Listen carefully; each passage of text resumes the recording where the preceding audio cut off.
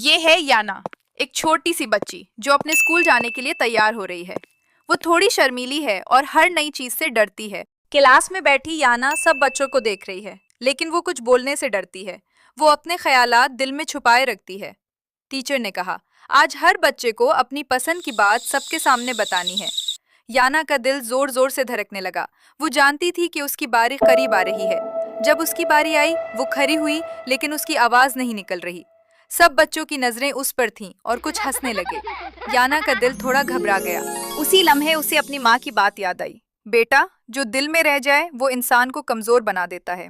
یانا نے ایک گہری سانس لی اور بولنا شروع کیا، مجھے پینٹنگ کرنا بہت پسند ہے اور میں چاہتی ہوں کہ میں سب کے دل خوش کر سکوں۔ کلاس میں خاموشی کے بعد سب بچوں نے تالیاں بجائیں۔ ٹیچر نے مسکرا کر کہا، ہمت ہمیشہ بڑی آواز میں نہیں ہوتی، کبھی کبھی ہمت بس سچ بول دینے کا نام ہوتی ہے۔ یانا اب خود پر یقین کرنے لگی۔ وہ جان گئی کہ ہر شخص کی آواز کی قدر ہوتی ہے اور وہ اب کبھی نہیں ڈرے گی۔